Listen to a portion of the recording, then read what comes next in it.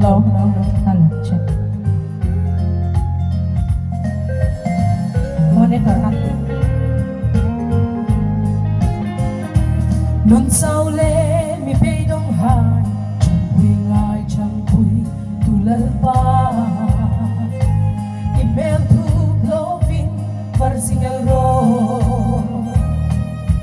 Di kumakan honging lang kan trong trai na ngai thala van manahin itong ro. Van sayo nuôi sayo adam lay rung alo dang dang nghe sing ta thinh sung at sungin dang na thu kan mong suka van sayo na kan leng sa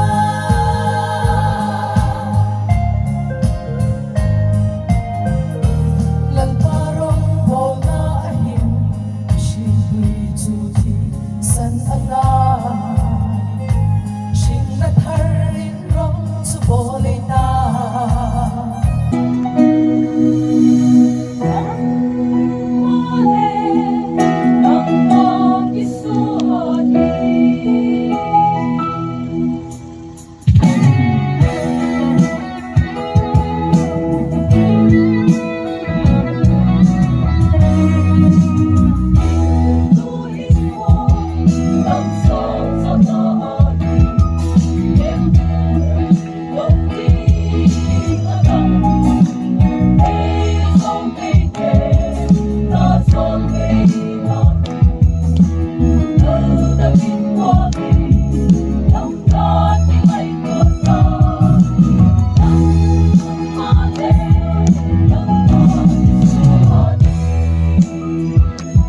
Patrile Miss Mary Mipita Khabe Angin ko na diwan ko sa Mary, welcome.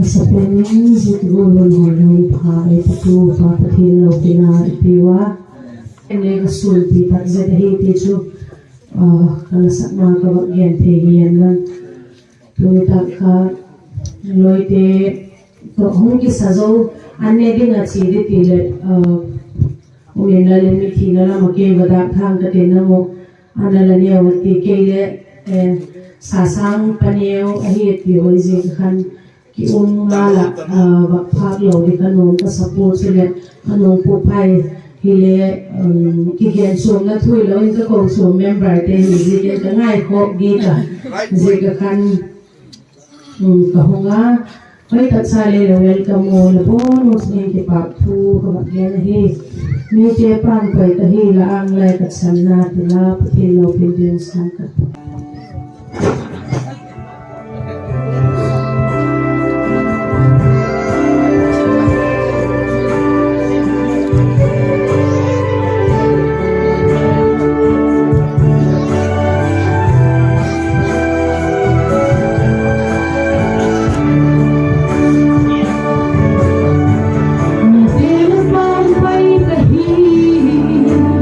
Laan lai at sanuna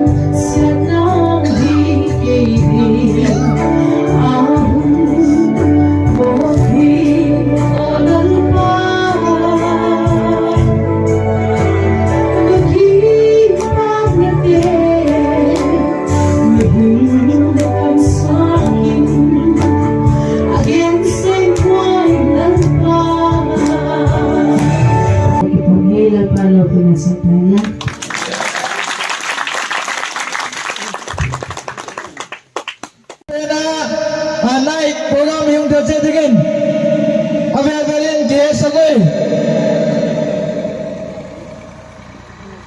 to hin guest te artist te unki mai ta jegun program me unki khongai solo de ita jega chun gang de pena ground mi ung da che ding in avel velin ni ko oi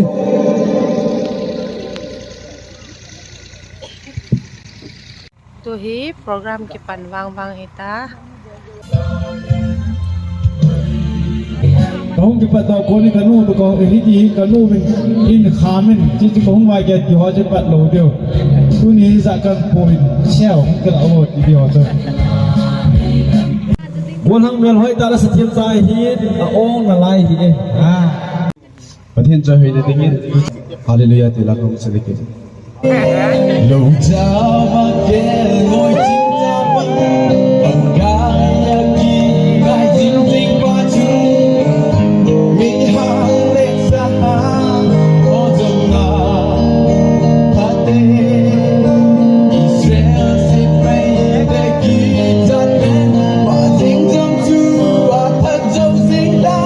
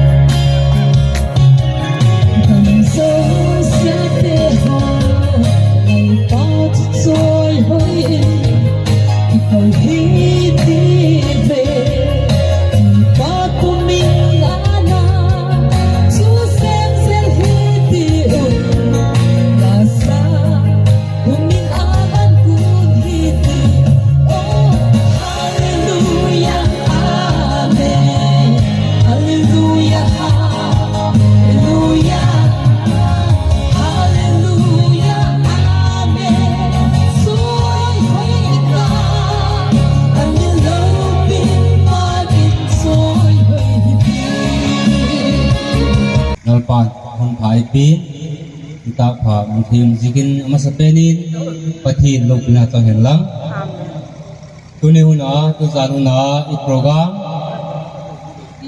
area ngak tangwa mutiu pate ho hal bidap lai hi ahin la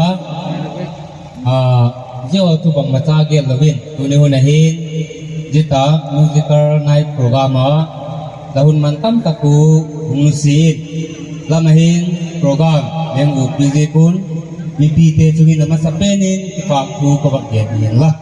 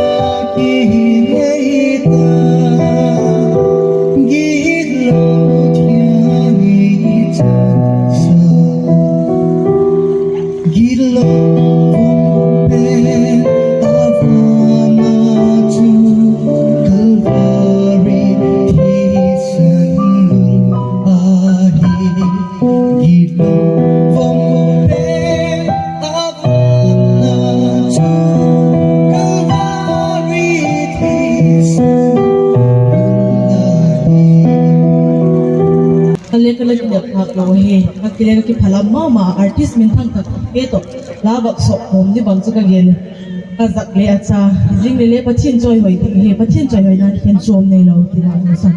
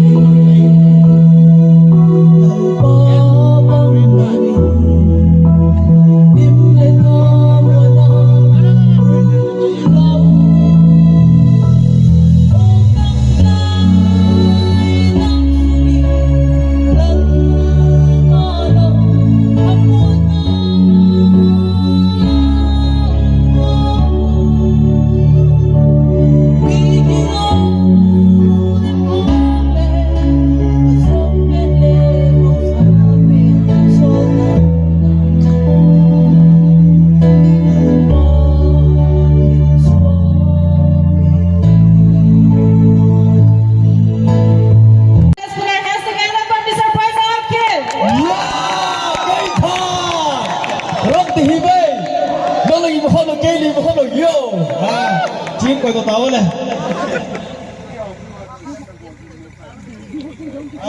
Adi tak so. Yo, Nabuan tawin lah pa. Pun lah hi kisah lagi sawai pada ngai yo pun yo ha bai bai yo. Orang lain berlalang bars kasih saya kisah ini. Kenapa nawa? Putung Christmas ahi bong thumle buat tama kita he jadi kalau bipion ini khom diu. Mai na oh. Kada. Tuai kon sa pada dingin. Kei kamin su boy sa mahin. Kacena nasang. Kom na bisang. Peminta sesang kulalihin. Katunu kamin lau la satien miniumin. Kaci pen la sang kulal parzo. Ani la sang kulal moy. Ye. Tuhin. Kasang akan saludin dengan merito. Ulama hop. Ulama hop bupati. Jangan lah tu rock di hime. Nang lagi silo ke lagi silo. Boysang, bolu. Nunga meri hi inam semua patine patai po. Nasatan tamul tu di munahi inam semua di patine manca benhin. Kita bang nasatim le mel hoi. Coba na figal hoi ini hoi ma pangun. Hoi nak kita ni ikan salam ni. Dapat disalawah. Habis. Nai manusia tahu. Portugal fans so abang demo. Kau ini Messi fans salah kalau satu. Portugal fans apa ni dia pilih. Ini sama ni ikan tahu na. Ale, kini meri ada ni bawa kau ni kubik gimana?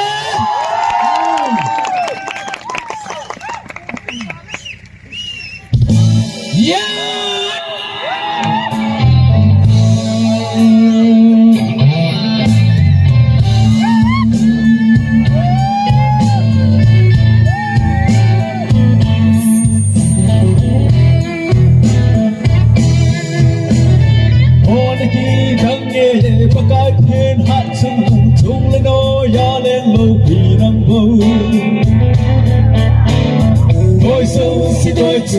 Ai sâu sẽ ai chung năm hoa bông thế nahi đó là khi đam mê và cái thiên hát chung là nói ya lên lâu thì năm bông đôi sâu sẽ đôi chung ai sâu sẽ ai chung năm hoa bông thế nahi bên này hết bill sang bên này chỉ thêm bên này hot gió mà gọi lâu đi là mẹ ăn thứ xem hoa xem sầu ăn ngon cha ăn ngồi bỏ dâu lồi dâu mong mong lớn mà gọi lâu đi là thứ xem hoa hiền cái tâm yeah yeah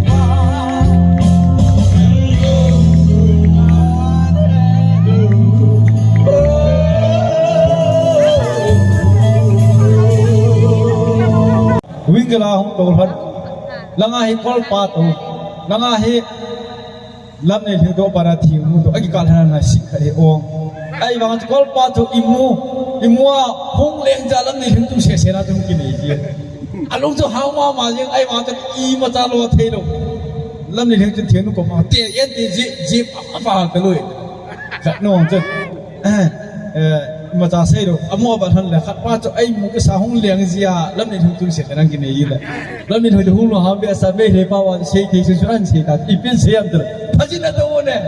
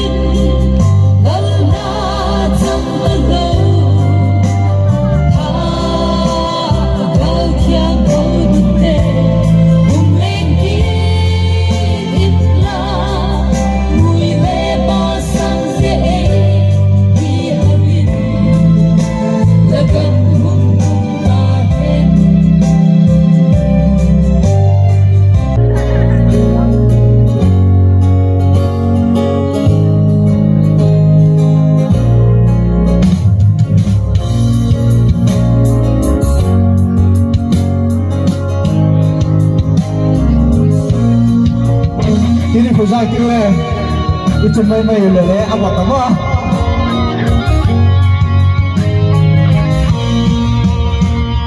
Khosakran pathum te kahi, thil pyati choyin kahui, kaun suirin kali tam te aksi baku suyin.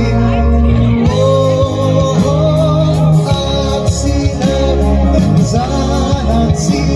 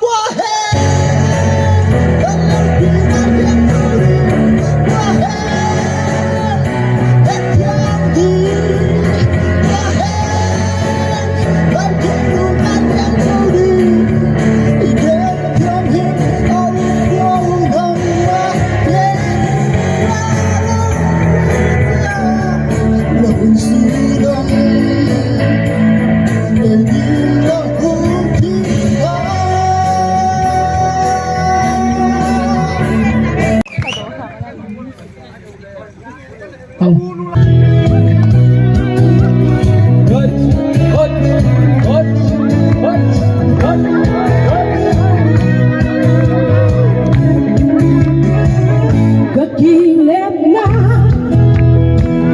kagingay na, malampating ay simpi pa. Kagulpisa, alam mo na, kaginamoy ay hamon pa. Nalampida kamusitin kay bentahin na fatsoy zin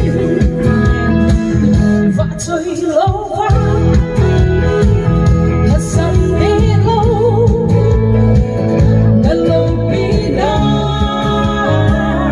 ihel kailo fatsoy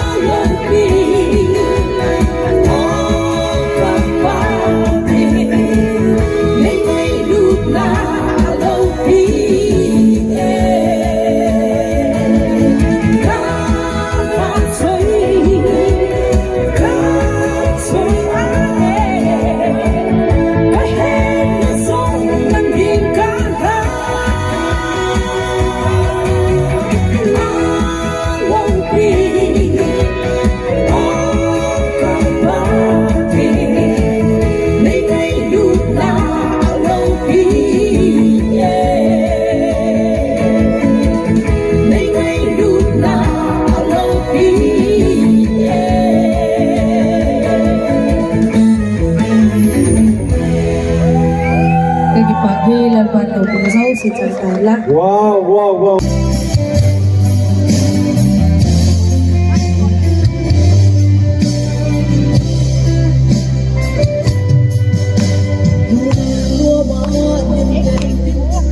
Hãy subscribe cho kênh Ghiền Mì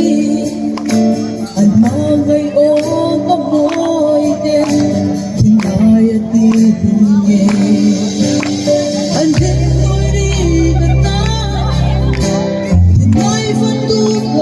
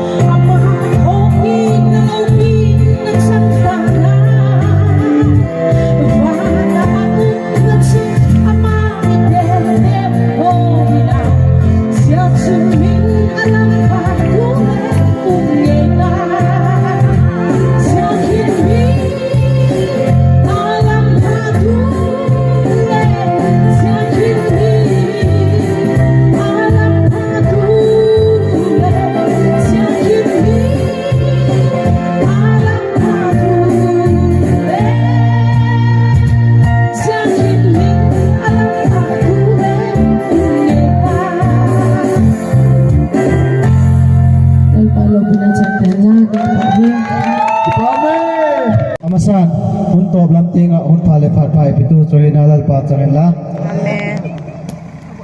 Mipite area mipite kakigin cha changun mipi lehung tampik jawa kema VCYF program loting taga lehung mat pek jegun VCYF 10 lachung chedun area mipite ki pak tu amasa penin kaunggena tuhin kema VCYF executive member 10 guest artist lamte presentation mungni masa pening kativin executive member te kalung si tagin awmum ka jilameng engkal do pilar chun pana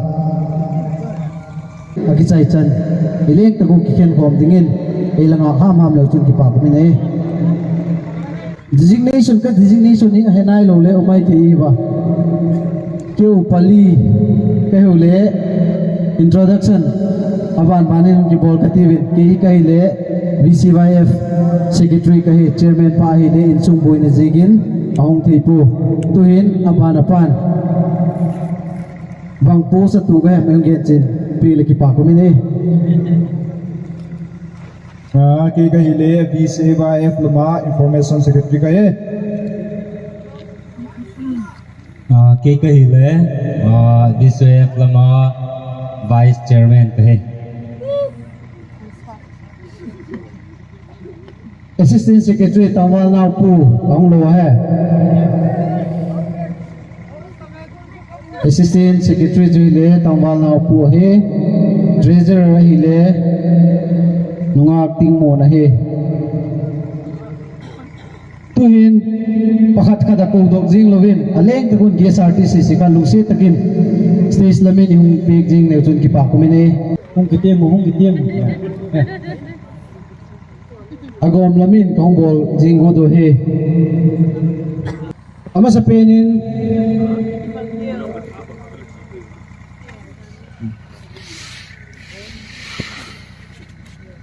motion ready Rolling.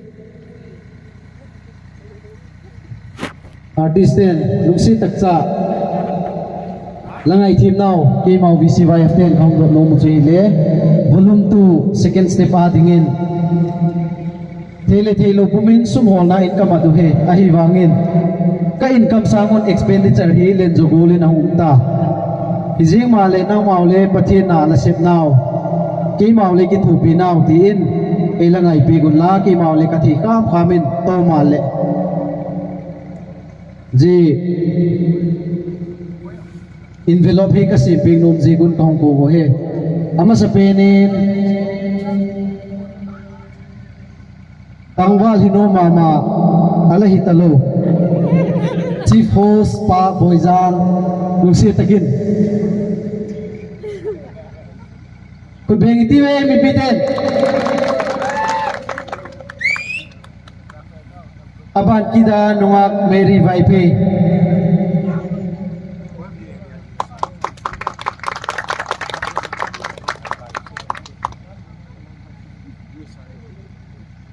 Abana Tangwal Nemun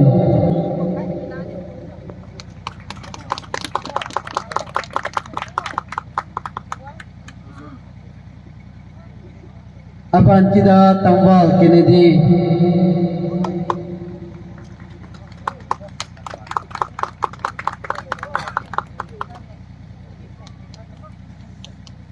Abanin Tangwal Haulin Sang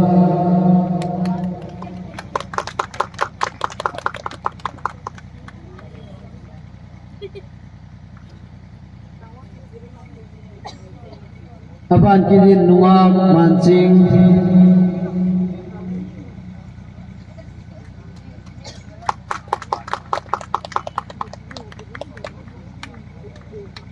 Aban kita nungam lempui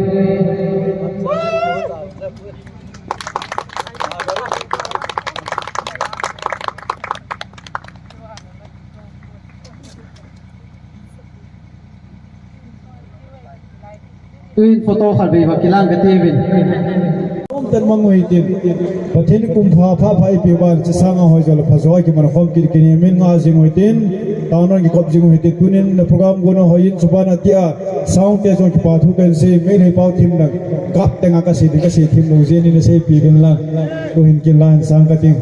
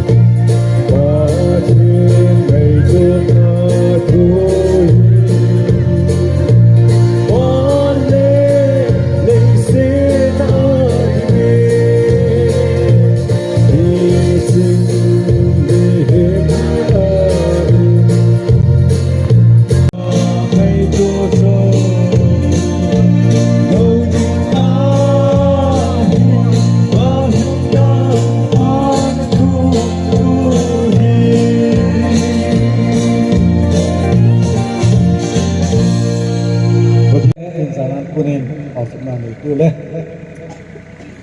ilung sit tu le happy tu pa pathin lol pa la happy na ilung sit na mai le ni sa go tu ni ta na ma chang na ding program gong te ho seng boi lo helen le ma hos jigun ko pathin ken gulin pa gin pa ko e dak som le khata hau khong phai ki pata ki pandokin tu he da khat minute kiet in ka tung the ki tai pathin zalen nal khom mai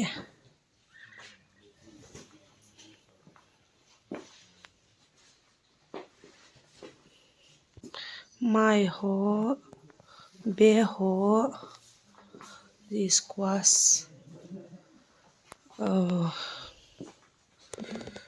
thing chang mai to an chang le hi lam he an chang thing a ke hek sai na lai tu chunga program chin lam ki pata min e pi khom te hi e pe tu te pathin le tam takin mal som hen ka ki pak tak zet hi